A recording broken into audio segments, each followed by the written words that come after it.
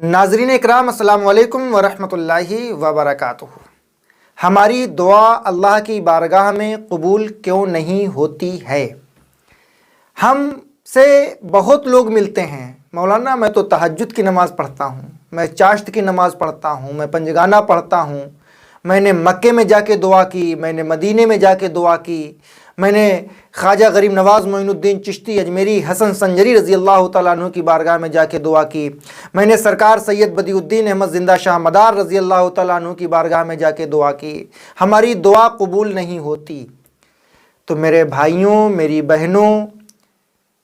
میری ماؤں، اس بات پہ غور کرو کہ ہماری دعا قبول کیوں نہیں ہوتی ہے۔ میں آپ کو ایک واقعہ بتاتا ہوں حضرت موسیٰ کلیم اللہ کا، حضرت موسیٰ علیہ السلام کا۔ اللہ کے کلیم ہیں۔ ایک مرتبہ بارش نہیں ہو رہی تھی اور سوکھا پڑ گیا تھا، تو وہاں کے لوگوں نے جا کر کے موسیٰ علیہ السلام سے عرض کیا کہ اے اللہ کے نبی، ہماری قوم کے لیے دعا کریں کہ اللہ تبارک و تعالی نے بارش کو روک دیا ہے، سوکھا پڑ گیا ہے، اور اللہ تبارک و تعالی بارش کر دے، دعا کر دیجئے کہ سوکھا جو پڑ گیا ہے وہ ختم ہو جائے۔ حضرت موسیٰ علیہ السلام 70,000 لوگوں کو لے کر کے جنگل کی طرف روانہ ہو گئے، جنگل میں چلے گئے۔ اس موسیٰ علیہ السلام 70,000 لوگوں کو جنگل میں لے گئے اور دعا کرنے لگے۔ جب اللہ کی بارگاہ میں دعا کی حضرت موسیٰ کلیم اللہ نے، تو اللہ رب العزت نے دعا کو قبول نہ کرتے ہوئے جو سوکھا پڑا ہوا تھا، جو دھوپ تھی، اس میں تیزی کر دی۔ بجائے دعا کو قبول کرنے کے معاملہ اپوزٹ ہو گیا اور گرمی بہت زیادہ بڑھ گئی، سوکھا کے آثار اور زیادہ نظر آنے لگے۔ تو موسیٰ کلیم اللہ نے بارگاہ یزدی میں، بارگاہ خداوندی میں اللہ سے دعا کی کہ اے پروردگار عالم، کیا میری اہمیت تیری بارگاہ میں گھٹ گئی ہے؟ اور کیا وجہ ہے کہ بارش ہونا تو درکنار اور زیادہ تیز دھوپ ہو گئی ہے؟ تو اللہ تبارک و تعالیٰ نے بذریعہ جبریل امین کے وحی بھیجی اور کہا، رب کائنات نے ارشاد فرمایا کہ اے موسیٰ، تمہاری قدر، تمہاری قیمت ہماری بارگاہ میں کم نہیں ہوئی، لیکن البتہ جو تمہارے ساتھ 70,000 لوگ جو موجود ہیں، ان میں سے ایک ایسا بندہ ہے جو ہمارا نافرمان ہے، جو بہت گنہگار ہے، جو 40 سال سے نافرمانی میری کر رہا ہے، اس کے گناہوں کی نحوست کی وجہ سے میں بارش نہیں کر رہا ہوں، سوکھے کو نہیں ختم کر رہا ہوں، تو اس کو اس مجمع سے نکال دو۔ حضرت موسیٰ کلیم اللہ نے اپنے 70,000 کے مجمع میں خطاب کیا کہ اس میں سے ایک ایسا بندہ ہے جو 40 سال سے اللہ کی نافرمانی کر رہا ہے، لہٰذا وہ اس مجمع سے نکل جائے۔ اب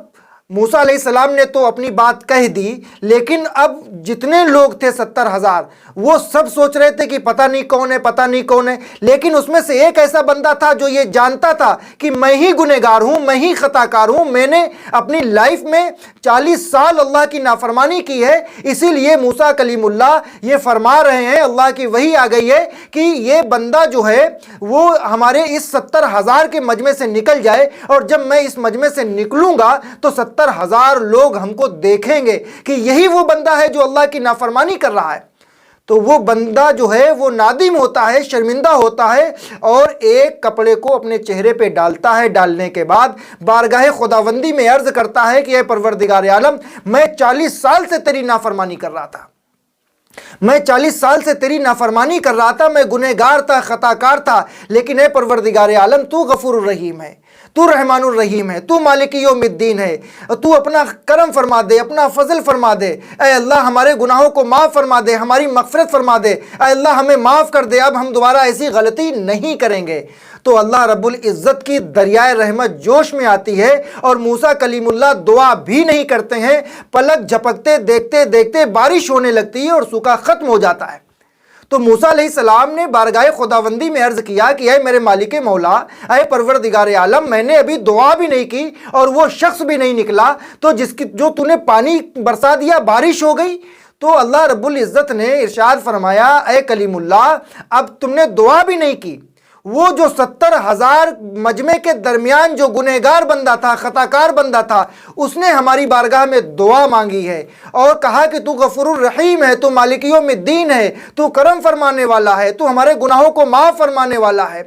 تو میں نے اس کو گناہوں کو معاف کر دیا، اس کے گناہوں کو ختم کر دیا، اور میں نے اسی کی دعا کے طفیل جو اس نے معافی مانگی ہے، میں نے بارش کر دی ہے۔ اے موسیٰ، اب تم جاؤ اطمینان کے ساتھ، اپنے لوگوں کے درمیان بتا دو کہ سوکھا ختم ہو گیا۔ تو ہم یہ سمجھتے ہیں کہ ہم تہجد پڑھ رہے، چاشت پڑھ رہے، اشراق پڑھ رہے، اوابین پڑھ رہے، صلاۃ التسبیح پڑھ رہے، قرآن کی تلاوت کر رہے۔ ارے دیکھو اپنی زندگی میں کہیں نہ کہیں کوئی نہ کوئی گناہ ایسا کیا ہو رہا ہے جس کی وجہ سے اللہ تبارک و تعالی تمہاری دعاؤں کو قبول نہیں کر رہا ہے۔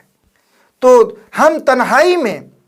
بیٹھ کر کے اللہ کے حضور دعا کریں کہ اے مالک یوم الدین،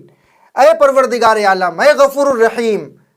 تو ہمارے گناہوں کو معاف کر دے، تو ہماری خطاؤں کو معاف کر دے، ہماری لائف میں، ہماری زندگی میں جو کچھ جانے انجانے میں غلطیاں ہوئی ہیں پروردگار عالم اس کو معاف فرما دے۔ تو اللہ رب العزت معاف کرنے والا ہے۔ ہمارے جو بھی مسائل ہیں، جو بھی پریشانیاں ہیں، ہماری دعائیں قبول نہیں ہو رہی ہیں، اس کی وجہ صرف اور صرف یہی ہے کہ اللہ کی بارگاہ میں ہم نے کوئی نہ کوئی ایسی نافرمانی کی ہے جس کی وجہ سے اللہ ہماری دعا کو قبول نہیں کر رہا ہے۔